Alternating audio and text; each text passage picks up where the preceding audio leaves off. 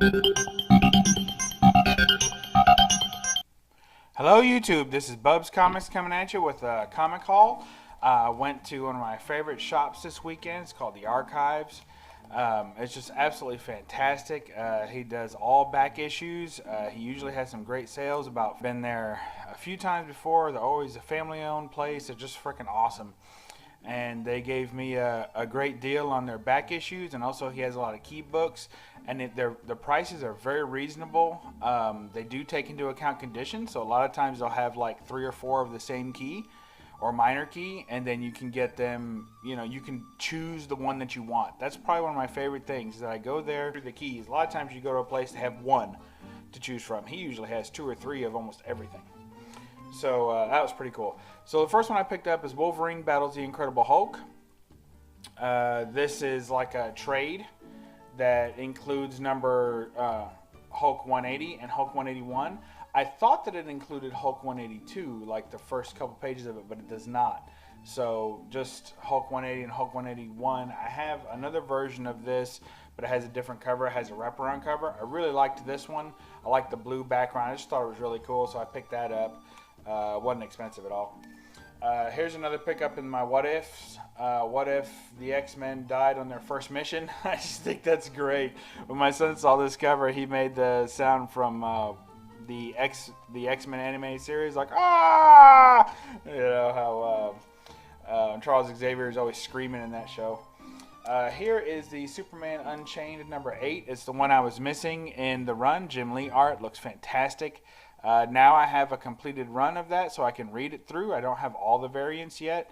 Actually, he had 2 other variants, but they were a little high, not for what they were. He had them priced appropriately, but I didn't want to spend the money on those variants on that day. So, but be sure I'm going back to get them if they're still there as the funds rebuild.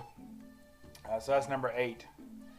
Here's a RoboCop Future of Law Enforcement. I just tend to pick those up when I see them. I'm not trying to get a perfect run, but it was newsstand edition. I just figure, just pick them up as I go. So that's my cheap haul part. Now it starts getting into some of the more expensive books. Not expensive, but not a dollar book for sure. Here's Wolverine Into Thin Air, Wolverine number 131. This is the racial slur version. I have 2 other copies of the non-racial slur version, the corrected version. So I've been kind of hunting this down, and you can buy them online for 20, 25 bucks. But I really wanted to try and find this one in the wild and kind of find it for myself. And I did, and I was super excited and got it at a real reasonable price. Here is X-Men double-size issue, X-Men number 166. It's a nice Brood appearance, and I think it's also the first appearance of Lockheed, which turns out to be kind of Kitty Pryde or Shadowcat's little pet.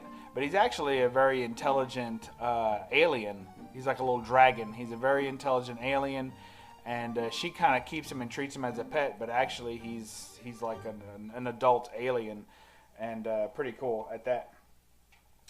This one, shout out to my boy DS Comics. This is the Witching Hour, number 13. I mean, if you're going to have a Witching Hour, surely it's got to be number 13, right? So this is a great Neil Adams cover. Just the horror in the guy's face. I think DS Comics recently got one. Maybe it was an upgraded version, but he's got a real high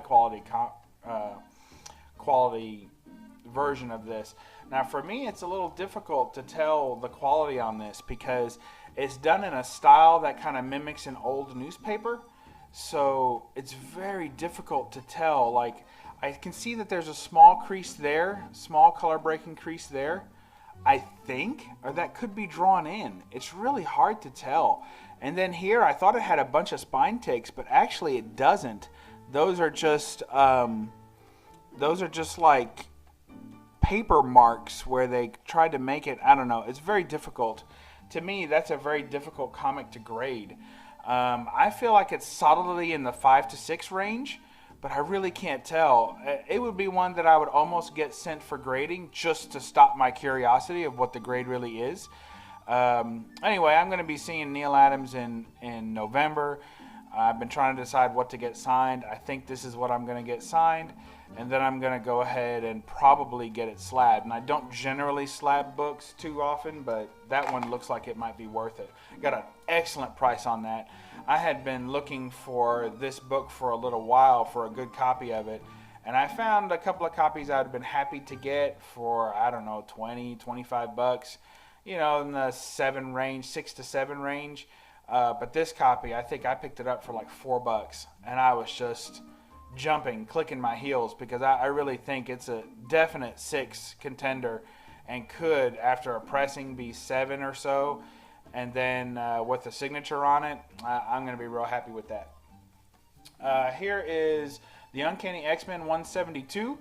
Okay, so when you go to read Wolverine miniseries 1 through 4, basically he goes off and he leaves. The team is supposed dead. I think it's after the Fall of the Mutants storyline.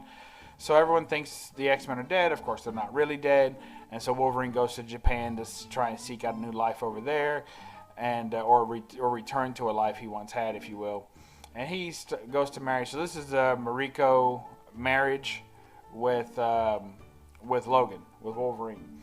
And as you can imagine, it doesn't go well. So this basically picks up where the miniseries leaves off. The 1 through 4 miniseries leaves off. This picks up in Uncanny X-Men 172, and then it continues in Uncanny X-Men 173. So these are kind of very, very minor keys for Wolverine, but if you're a Wolverine collector, these are 2 books. It's just a 2-issue storyline. So these are 2 books that you want to have in your collection if you're a serious Wolverine collector, because it's the marriage of Wolverine, or the attempted marriage of Wolverine, and then it kind of goes from there. So anyway, that's my quick little haul for today. By the way, I think that's Rogue. Oh man, sure glad she let that grow out. That looks rough. Anyway, have a great day, and go read a comic. Thanks. Bye.